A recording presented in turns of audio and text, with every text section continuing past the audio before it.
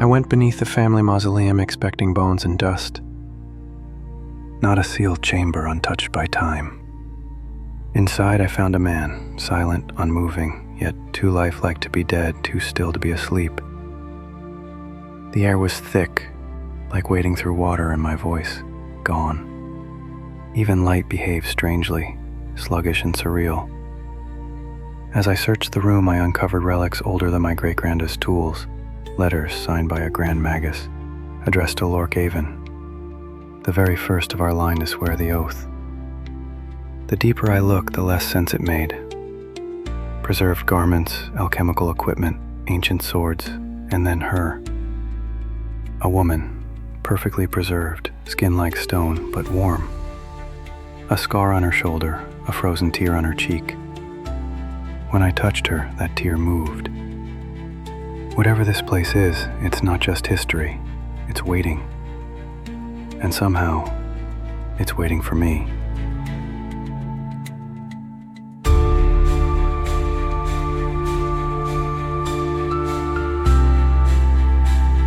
Welcome back to the Dark Razor Chronicles streamcast. I'm your host and author, Mike Carmel. This is episode 4. Time fractures, oaths bend, and sometimes the past reaches forward to confront the living. In today's episode, truths are tested, Sherelle demands answers, and the cellar yields more than dust and echoes. But how much of the past can she trust when even the gods are silent? If you're enjoying the journey, remember to subscribe, rate the podcast, or leave a message at mikecarmel.ca. That's MikeCarmel.ca. And now, the blade calls.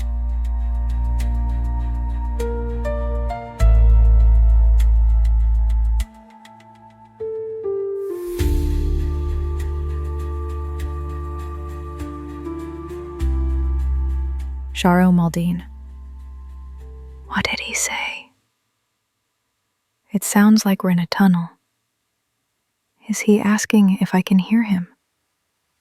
Who is he? Corbin. Help me. Have I teleported? No, I'd be more disoriented if I had. I already know too much. I'm exhausted. My mind, a jumble. Arms like lead. Guts twisted in knots. I try to sit up. Oh, hells. I'm holding his pants, and he's holding me? A rush of heat spreads across my cheeks. I let go. He quickly steps back, his eyes widening in surprise. Maybe embarrassment. I glance around, trying to focus. The room's purpose is familiar. A place of the arts. I recognize the instruments, the arcane arrangements. But this specific laboratory? Unfamiliar. Do you need anything? Water, perhaps? His voice is quick, unsteady. He sounds as rattled as I feel. I try to swallow. My throat sticks, dry and itchy. I nod. I'll be quick, he says, turning toward a partially open door. Rather than opening it fully, he squeezes through the narrow gap with quiet urgency. I notice a scrape on the flagstones beneath it. The door's jammed. I shift, trying to prop myself up on my elbows. Oh, hells. The sheet slides down to my stomach. I'm naked? The thought hits like cold water. Is that why his hands were on me? I think so. He was covering me. Shaking, I gather the sheet, try to pull it over my shoulders. I feel exposed. My heart's hammering. My fingers flex, curl, but won't grasp the fabric. Damn it. My face quivers. I think I'm near tears. What am I doing? Half naked, sitting on a table in a laboratory. What's happened? I shift, trying to swing my legs over the edge.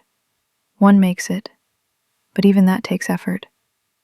I wobble, swaying on the precipice. The thought of falling, naked, twists my stomach. Urgency gives me will. I crimp my leg under the table, bracing myself. Center my weight. Get both legs together. Sit upright. Less tangled now, I manage to gather the sheet and drape it over my shoulders and lap. But I'm still naked. I've never been naked before. Not like this. I keep shifting the fabric, trying to cover every part. But no matter how I move, more skin ends up exposed. I'm panicking. I've seen it before, panic in others. But feeling it myself is different. Breathe. A fuzzy inkling that it's supposed to calm me. Deep breaths, slow and even. I don't know if it works, but it distracts me enough to think. The panic dulls, replaced by a single unsettling realization. Why had I been so afraid? The answer comes fast. Vulnerability. I understand now. Thousands of women flash through my memory. Hard men taking them, doing as they will. Most ending in death.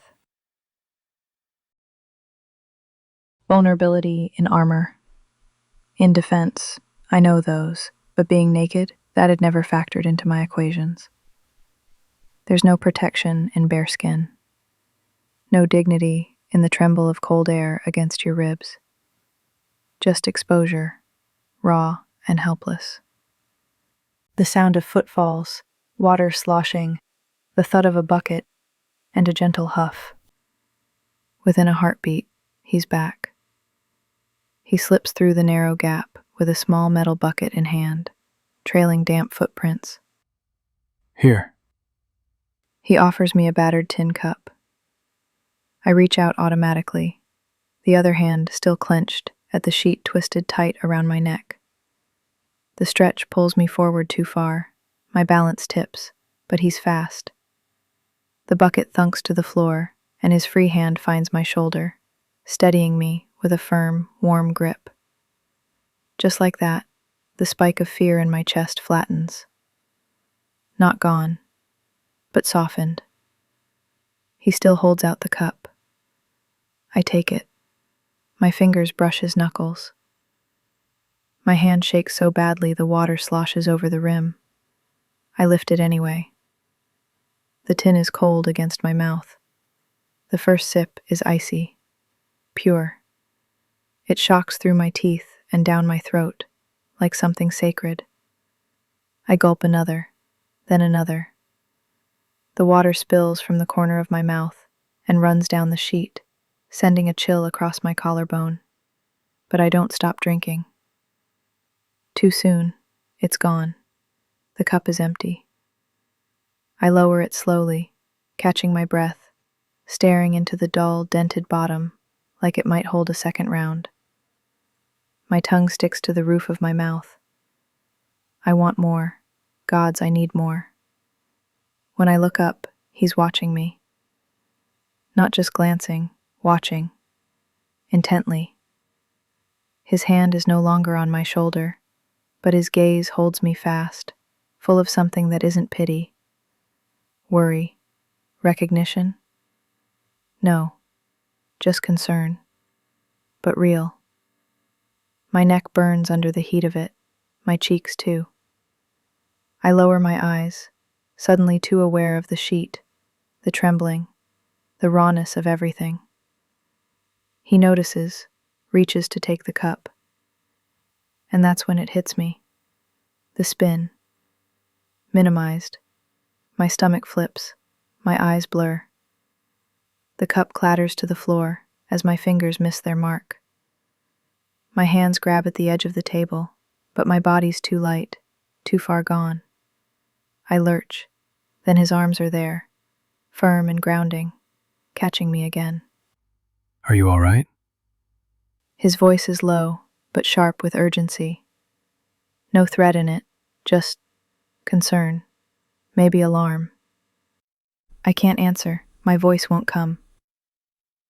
I see him, Lork Aven, reclining nearby, sagging in death.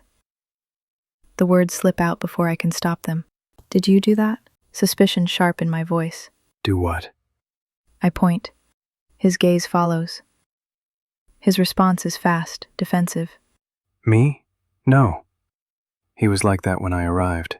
His alarm is palpable. I believe him. How did you get down here? Was he harming you?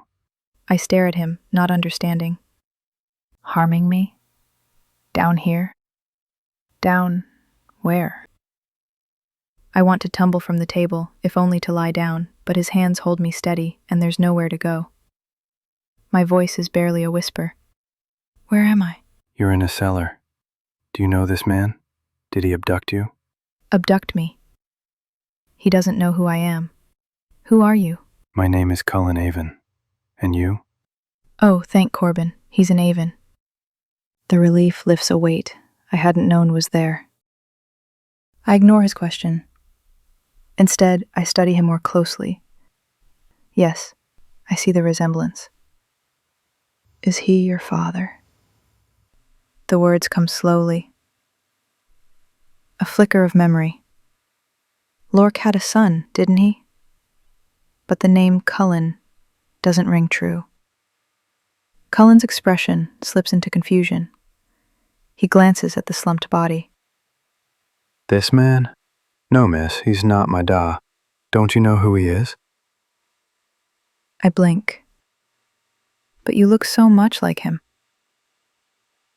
Confusion knots in my chest. I know I'm right. I see it. The resemblance is too strong to be coincidence, and I say so. To my surprise, Cullen laughs. Just once, quick, uneasy, like I've told the wrong punchline to a joke he doesn't want to hear. You think this is Lork Aven? The concern in his voice is gone.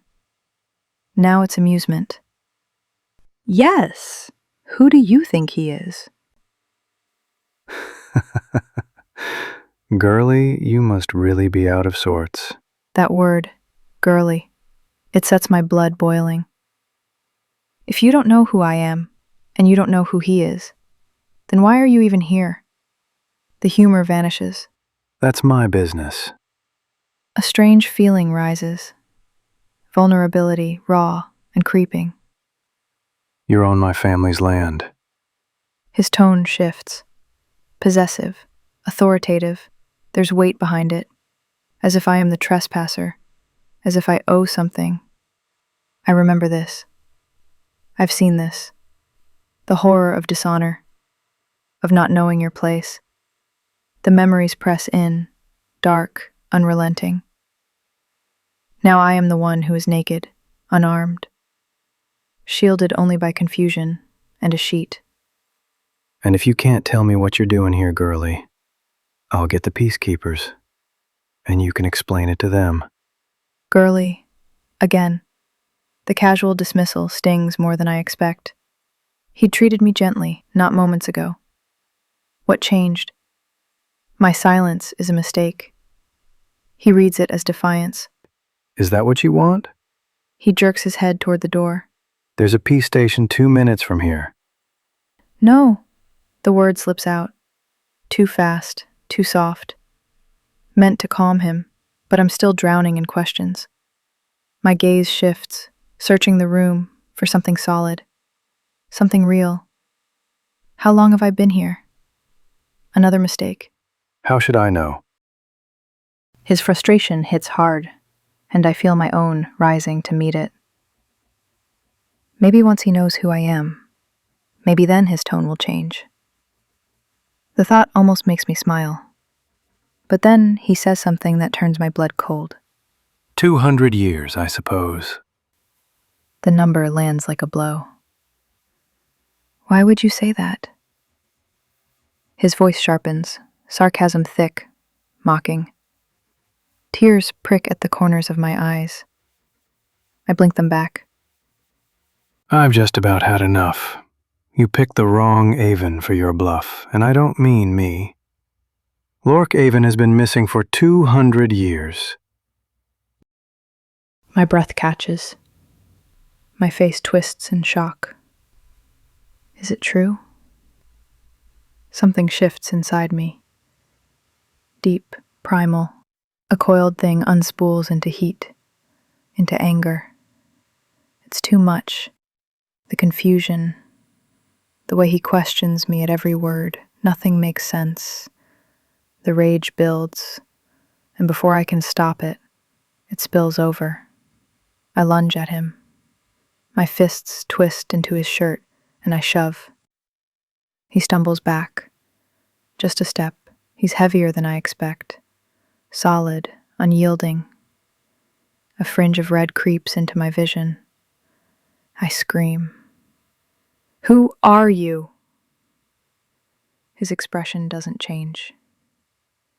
Not fear, not alarm. His calm only fuels the fire inside me. I told you my name, but I'll say it again. Cullen Aven. My fury doesn't wane. My mind is a whirlwind. "Why are you here? You must know something if you're an Aven." I shake him again. Useless. He's too strong. His stance doesn't budge. My grip barely shifts the collar of his shirt. He's fast, too. I should have seen him move. Should have countered when his hands came between mine. But my thoughts are scattered. He could break free any time. But he doesn't. His voice is soft. Try to calm yourself, miss. A long moment passes. Then his hands move. Not to strike, not to push me away. Instead, he adjusts the sheet over my shoulders. Gently. Covering me. My face floods with heat. A low pulse fills my ears. The shame hits like a wave, just as strong as the fury before it. But his voice stays level, measured. I told you who I am. I don't mean you any harm. All I want is to sort this out. I try to grab the anger again, cling to it. But the words that fed it are gone, slipped from my grasp. No, this has been my mistake all along. I must tell him who I am. I take a deep breath. "I am Sherelle Maldine of the White Circle." I release his shirt with a shove, yanking the sheet from his hands. I straighten, drawing myself up to full height, a handspan shorter than him. Damn it. Is that a smile? The rage snaps back. Fast. Too fast. His eyes are dancing with amusement. "You mock me?" I snarl. My voice drips venom, just as I want it to. I say it again, louder, commanding.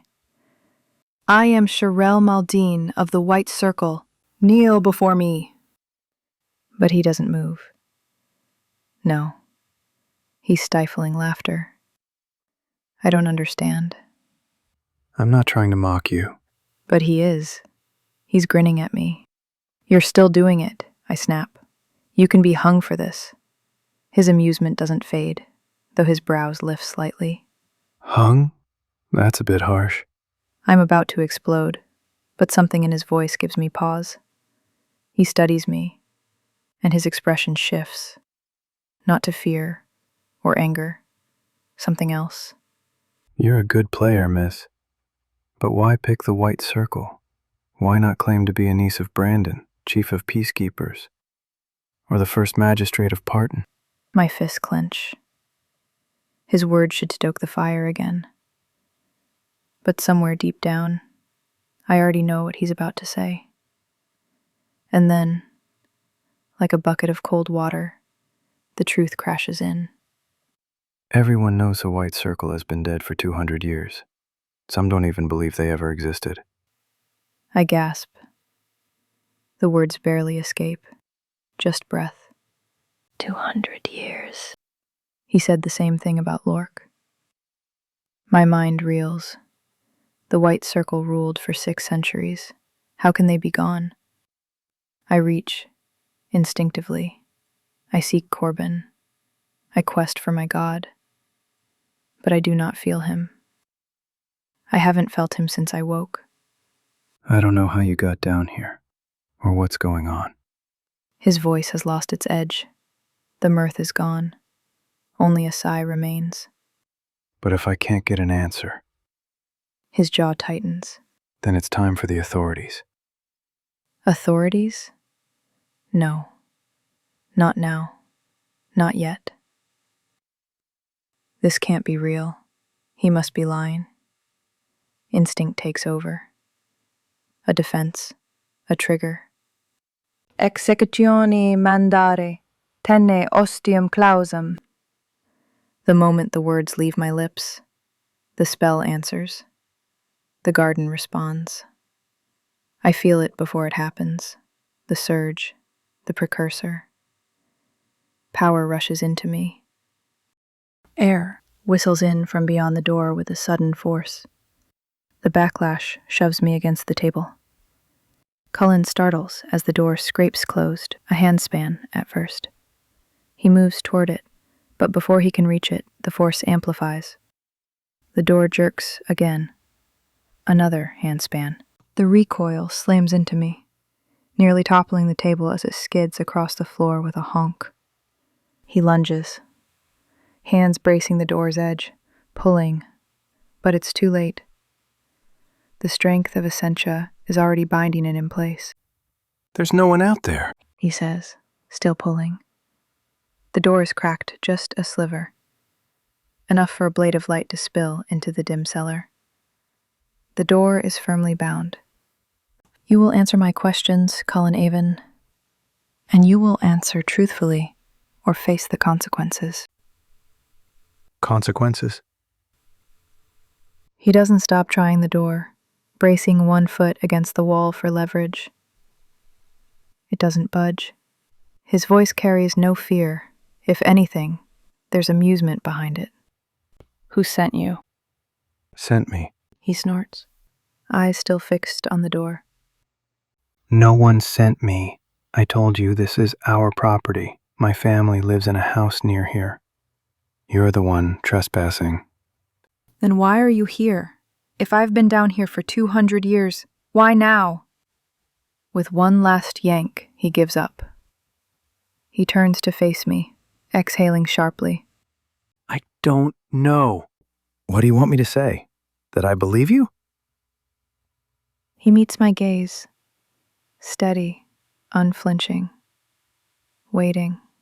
If you insist on playing this through, all you'll be convincing me of is that you're off your nut. Then, with a glance back at the door, a smirk tugs at his lips. Great trick, though. His tone is light, too light. But there's something under it, a tremor, uncertainty. I heard it. Maybe I am winning. My gaze flicks to Lork. I adjust the sheet over my shoulders, step closer. He lies in death. Of that I am certain. His face is pale, graying, slackening, just beginning to droop. Not long. Hours, perhaps. I've seen death before. I know what it looks like. A quick assessment tells me what I need to know, or at least a small confirmation. A stasis field. I turn away from Lork, focusing instead on the room. A great trick, Cullen had said. His words replay in my mind as I circle the table. Drawers, cabinets. Some left ajar. I already discount those. I reach past a cluster, running my fingernails along the back edge of the table. The wood is solid and smooth, at first. Then, rot. My stomach lurches. I was right. It was a stasis field. Shakily, I move to a small tabletop cabinet, the only one with both doors still closed. Inside, 3 small drawers. I already know which one holds my answer. The middle drawer glows. A faint light escapes from its seam. With a deep breath, I pull it open. A red light spills out, washing over my hands. And there it is, the truth. 1 point. There is only 1 point. The final confirmation. The white circle is dead. I am the last. My fingers tremble as I reach for the amulet, scooping it into my palm. The chain scrapes over the wood as I draw it to my chest. I sink. The floor meets me, and I sag where I land. It's too much. My vision blurs. It's all true, I whisper, pressing the amulet to my chest. Corbin, help me. But I already know. He won't. He can't. Because the god of war is dead.